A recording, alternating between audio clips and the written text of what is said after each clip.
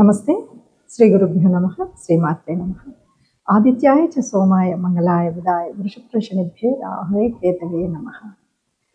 April మాసం 2వ పక్షం ఫలితాలు అంటే 16 నుండి ఏప్రిల్ 30 వరకు. ఇందులో గ్రహాలన్నీ యథావిధిగా ఉంటాయి. ఒక రవి మాత్రం 10 తర్వాత మారేటువంటి మార్పు కనిపిస్తుంది. దాదాపుగా ఫలితాలన్నీ పక్షమంతా మొదటి పక్షం ఎలా ఉందో రెండో పక్షంలో కూడా అలాగే కనిపిస్తాయి. చూద్దాం.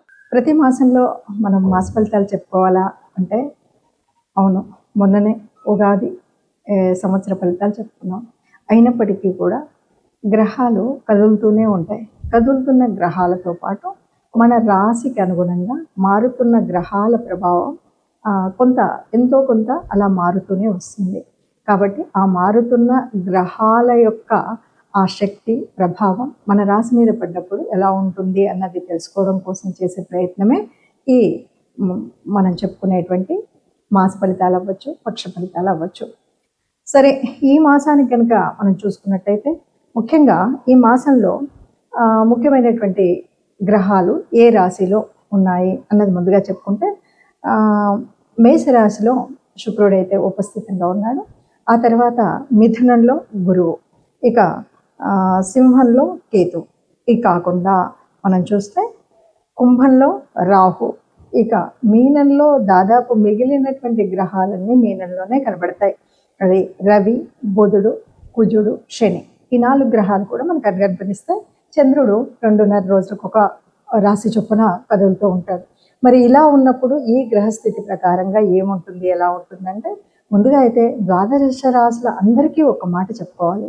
ఒకటి, ఇప్పుడు అన్ని గ్రహాలు కూడా ఎందులో ఉన్నాయి అంటే రాహుకి కేతుకి మధ్యన ఉన్నాయి. అంటే దాదాపు అందరికీ కూడా ఎంతో కొంత కాలసర్ప దోషం కానీ, కాలసర్పము అంటే మనం సుబ్రహ్మణ్య స్వామిని ఆరాధించవలసిన సమయం కానీ చెప్పుకోవాలి. ఈ కాలంలో పుట్టిన ఎవరైనా సరే కాలసర్ప దోషంలో ఉన్నట్టే మనం చెప్తూ ఉంటాం. దానికి అధిదేవత అయినటువంటి సుబ్రహ్మణ్య స్వామిని ఆరాధించడం అనేటువంటిది ముఖ్యమైనదిగా చెప్తాం. మరి ఇప్పుడు ఏప్రిల్ మాసం నుండి కొంతకాలం వరకు ఈ కాలసర్ప దోషంలో అందరూ దాదాపు అన్ని రాశుల వారు ఆ కాలసర్ప దోషంలో ఉన్నట్టే లెక్క. కాబట్టి వీలైనంత వరకు ఒక ముందు జాగ్రత్తగా వీలైనంత వరకు ఎక్కడైనా సరే సుబ్రహ్మణ్య స్వామి ఆరాధన, సుబ్రహ్మణ్య స్వామి దేవాలయాలను దర్శించడం, అర్చించడం అనేటువంటిది ముఖ్యమైన కార్యంగా చేసుకుంటూ మరి ఈ మాసం 2026 ఏప్రిల్ మాసానికి అసలు ఈ మాస ఫలితాలు ఎలా ఉన్నాయో తెలుసుకుందాం. మీన రాశి వారికి ఎలా ఉంటుంది అని అంటే, ఒకటి మనం చెప్పుకునే దాంట్లో 12లో రాహు సంచారం ఉంది, 1లో రవి బుధ కుజ శని ఉన్నారు, 2లో శుక్రుడు ఉన్నాడు, 4లో గురువు, 6లో కేతు. ఇది మన గ్రహ సంచారం, గ్రహ స్థితి కనిపిస్తుంది. మరి వీళ్ళకి ఎలా ఉంటుంది అంటే విదేశీ యోగం బాగా ఉందనే చెప్పొచ్చు. అది చదువు కోసం కావచ్చు, ఉద్యోగం కోసం కావచ్చు, ఏదైనా వ్యాపార నిమిత్తం కావచ్చు, విదేశీ యోగం అయితే వీరికి బాగా ఉంది. అలాగే ఒత్తిడి, ఏ పని చేయాలన్నా ఒత్తిడి అయితే ఉంటుంది. ఇక ప్రేమ విషయాలు ఆలోచిస్తే చాలా బాగుంటుంది. సంతానం విషయం కూడా చాలా అనుకూలంగా ఉంటుంది. రవి, శని, కుజ, బుధ సంచారం అనుకూలమైనటువంటిదిగానే ఉంటుంది. కాబట్టి బాధ్యతాయుతమైనటువంటి ప్రవర్తన చాలా అవసరం. క్రమశిక్షణ అనేది తప్పనిసరిగా ఉండాలి. వృత్తి ఉద్యోగాల్లో స్వయం నిర్ణయాధికారాలలో జాగ్రత్త ఉండాలి. నా ఇష్టం కదా, నేను ఇదే చేస్తా అదే చేస్తా కాదు. ఎవరైనా పెద్దవాళ్ళు ఉంటే, తెలిసిన వాళ్ళు ఉంటే, అనుభవజ్ఞులు ఉంటే ఏదైనా వ్యాపారాలు చేసేటప్పుడు కానీ వాటికప్పుడు కానీ వాటిని మనం చేసుకోవాలి. ఆరోగ్యం, ఆర్థికం అంతంత మాత్రం ఉండగలవు. వాహన అవరోధాలు ఉండగలవు. మిత్రులైనా బంధువులైనా మనం సందేహంతో చూడాలి. అంటే అందరూ మంచోళ్ళే కదా, ఏం కాదులే అనేటువంటి నమ్మకాలు లేవు ఈ రోజుల్లో, అంతకంటే లేవు. కాబట్టి ఎవరైనా సరే మనం చేసే పని అప్పుడు కానీ, ఏదైనా డబ్బు ఇస్తున్నప్పుడు కానీ, ఏదైనా కొనుగోలు చేస్తున్నప్పుడు కానీ అందరినీ ఆలోచించి విమర్శించి తగు జాగ్రత్త తీసుకోవాల్సి ఉండాలి. ఇక విద్యార్థులు కర్తవ్యానికి అంకితమై ముందుకు సాగితే మాత్రం అద్భుతమైనటువంటి విజయాలను సాధించగలుగుతారని చెప్పచ్చు. ప్రతి సంవత్సరం చెప్పుకున్నట్టుగా, ప్రతి మాసం చెప్పుకున్నట్టుగా మాస ఫలితాలు చెప్పుకుంటూ ఉన్నప్పుడు కొన్నిసార్లు చెప్పిందే చెప్పినట్టుగా, మొన్న విన్నదే ఇప్పుడు విన్నట్టుగా అనిపిస్తూ ఉంటుంది. దానికి కారణం ఏంటంటే అన్ని గ్రహాలు తిరగవు కదా, కొన్ని గ్రహాలు మాత్రమే కదలిక ఉంటాయి.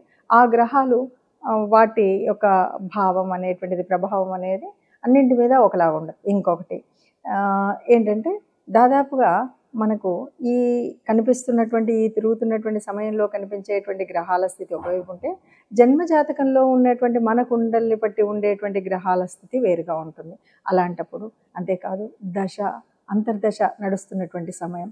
అదే కాదు మనకు మన రాశిలో ఉన్నటువంటి ఏ ఏ యోగించే గ్రహాలు ఉన్నాయి, ఏవి లేవు, వీటన్నింటిని బట్టి ఆధారంగా ఉంటుంది కాబట్టి మనకు ఒక్కొక్కసారి కొన్ని ఫలితాలు నిజం 100% అలాగే ఉంది అనిపించవచ్చు. కొన్నిసార్లు అంతగా కలవట్లేదు అని అనిపించవచ్చు. వీటన్నింటికి మనకు ప్రత్యేకంగా కావాలి అన్నప్పుడు మాత్రం ప్రత్యేకంగా జన్మకుండలి ద్వారా మనం తెలుసుకోవడం అనేటువంటిది ఉత్తమమైనటువంటి పద్ధతి. అయితే సహజంగా మామూలుగా మనం ఏప్రిల్ మాసానికి ఏదో చిన్న చిన్న పనులు చేసుకోవచ్చు అన్నప్పుడు దీన్ని చూసుకుంటే గోచార రీత్యా ఎలా ఉందో తెలుసుకుంటే సరిపోతుంది. ఇక మరి ఇలా తెలుసుకున్నా, ఏం చేసినా, ఏదైనా సరే దేవత అనుగ్రహం ఉండాలి. అలాగే గ్రహాల యొక్క అనుకూలత లేనప్పుడు ఆ గ్రహాలు మనకు అనుకూలించే విధంగా గ్రహాల యొక్క ప్రార్థన కూడా ఉండాలి. మరి అలాగా మనకిప్పుడు ఏ దేవత ఆరాధన ముఖ్యంగా ఉంటుంది అంటే, చైత్రమాసము వైశాఖ మాసం వరకు కూడా మనం ముఖ్యంగా రాముణ్ణి, హనుమంతుడిని అంటే విష్ణు సంబంధిత దేవతల్ని కొలవడం అనేటువంటిది ఒక పద్ధతి.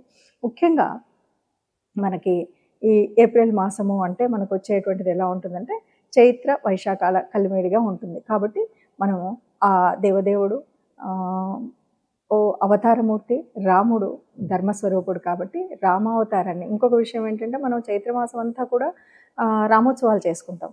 వైశాఖం వచ్చేసరికి సీతానవమి చేసుకుంటాం. అంటే ఈ రెంటి మధ్యలో ఉన్నటువంటి ఆ ప్రకృతి పరమాత్మ తత్వాన్ని మనం పూజ చేస్తాం కాబట్టి ఆదిపురుషుల్లాగా మనకు మార్గదర్శనం చేసినటువంటి ఆ శ్రీరామచంద్రుడి యొక్క ఆరాధన, లేకపోతే ఆ శ్రీరామచంద్రుడి గుణగణాలని తెలుసుకుంటూ మనం ఆచరించేటువంటి ప్రయత్నం చేసినట్టయితే సకల విజయాలు కలుగుతాయనే చెప్పొచ్చు. సరే, ఏదేమన్నా మనకి కొంతగా మనం చెప్పుకున్నటువంటి రాహు కేతుల మధ్యలో ఉంది కాబట్టి దీనివల్ల పొందేటువంటి దుష్ఫలితాలు ఉండకూడదు కాబట్టి, అలాగే సుబ్రహ్మణ్య స్వామి ఆరాధన కూడా చేయడం మంచిది.